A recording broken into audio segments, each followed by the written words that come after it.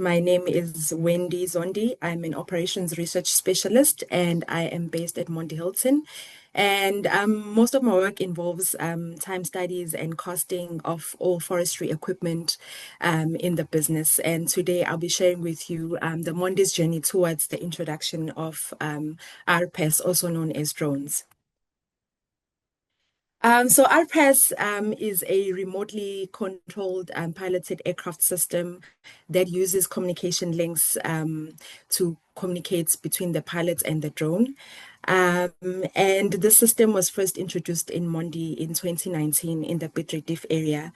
It has also spread across the Midlands area and it is widely used for full cover pre-plant spray in burnt and unburnt areas. Approved glyphosate chemicals are used for this type of operation for the treatment of coppice regeneration and other broadleaf and grass weeds. Drone spraying is currently not used for selective spraying as there is no approved chemical registered under it currently. So before the introduction of aerial spraying, Mondi weeding operations involved manual spraying by using knapsacks and semi-mechanical interventions that required some labor and mechanical equipment. However, with the increase of planted area, it meant that we needed to do more weeding, and those systems that we had could not be productive on their own. There was also a concern when it came to safety of the workers being frequently exposed to chemical and working on steep slopes. So the business had to look at alternative options of supplementing those systems to ensure that all the areas that needed weeding were completed on time and the safety risk was reduced. So the time studies that we conducted internally have shown that drone spraying can cover up to 50 hectares a day when compared to semi-mechanical or manual operations, which go up to 12 hectares. So we can be able to spray a bigger area with drones. Weeding has a very limited spraying window, and the weather plays a huge factor on the ideal time to spray. So missing that spraying window can result to late weeding, especially if there's a bigger area to be sprayed. Also, the amount of chemical that is applied on the ground must be accurate, and this is done by frequently calibrating the equipment.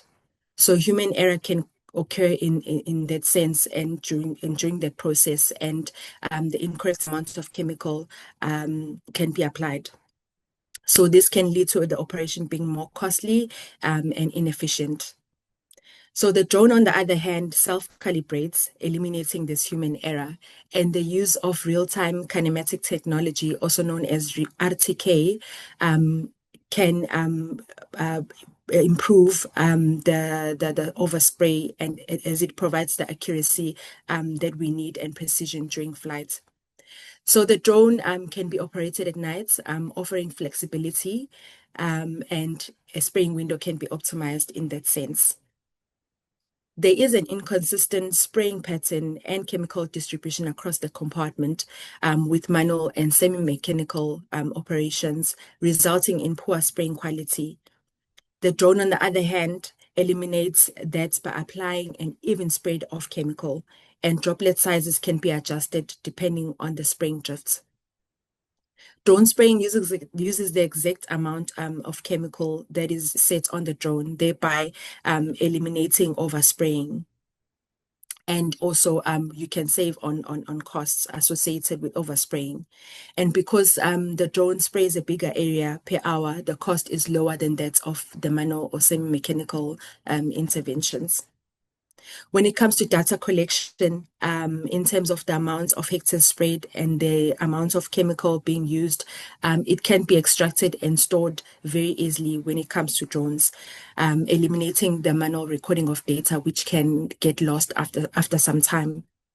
And lastly, drone spraying eliminates safety risk by reducing human exposure to chemical and humans working at high risk areas like your steep slopes and areas with a lot of debris on the ground.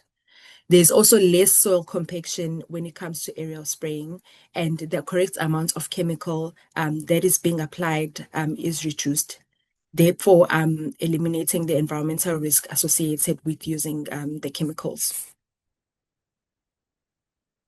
So the first drone that was introduced in the business was the Agras MG1S, also known as a T10, and it has a tank carrying capacity of 40 liters.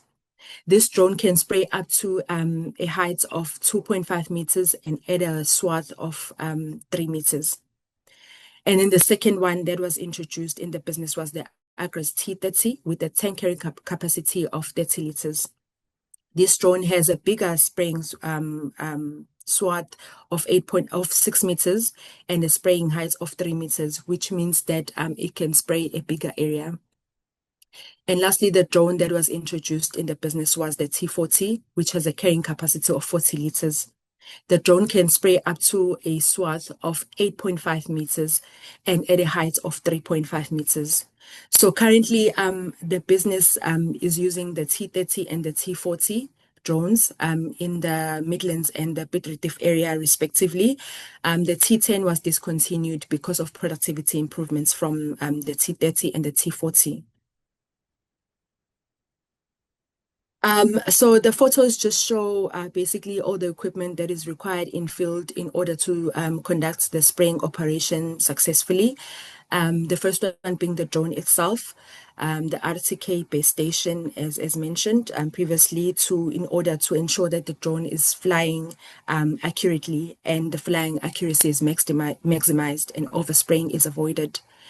The wind meter measures the live wind speed to ensure that the drone does not exceed its maximum wind speed. The gazebo and table are used to store batteries and charging stations in field, whilst the generator helps with charging of the batteries and refueling of the drone. And lastly, the spare batteries are needed to eliminate the delay time when charging. So the three pie charts just basically show the time distribution of each element that was observed during our time studies. And one particular element I would like to focus on is the orange part of it, which is the flying and spraying. So these charts just basically illustrates that the advancement of drones over time has shortened the flying and spraying times, which allow for a more bigger area to be done per shift. What I would also like to mention is that the refilling and changing of the battery was a challenge for us. So it has improved with each advancement of the drone because over time it was done simultaneously. So looking at the productivity results, the advancement of drones from a T10 to a T40 has increased the productivity per productive machine hour by over 300%. And that is because the area that is sprayed per cycle is 3 times greater now with a bigger drone, and the cycle time has slightly decreased. So this means that less time is required to spray 1 hectare, which is illustrated at the bottom of the productivity table, labeled productivity in hours per hectare. The line graph in green on your right-hand side just shows an upward trend in the hectares sprayed per productive machine hour. And that is largely driven by the hectares that are sprayed per cycle. And this is illustrated by the purple graph. And the three bar graphs just basically show the average cycle time for each flight. And it is observed that the advancement from a T10 to a T40 has shortened the amount of time that is required to spray. So the drones were then compared with other spraying equipment that is currently being used in the business. And the graph illustrates that there has been a productivity improvement per area sprayed per productive machine hour with each drone advancement when compared with other equipment. And the T40 is currently the most productive in the business and is the most productive method of spraying because it can spray more hectares per productive machine hour. Now, just to conclude, it has been proven that the drones are highly accurate, eliminating wastage of chemical.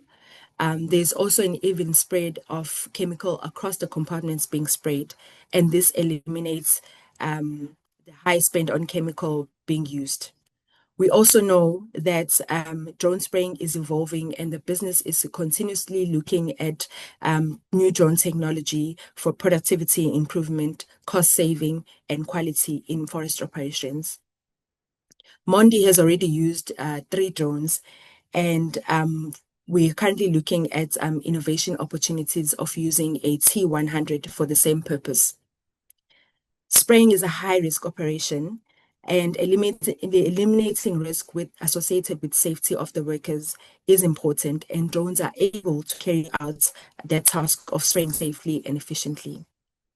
It will also be an advantage in forestry to perform drone spraying using selective chemicals, and the registration thereof of these chemicals is the first step towards this initiative.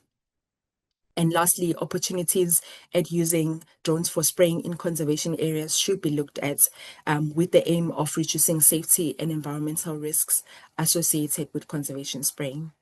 Thank you so much. That is it on my side. Thank you.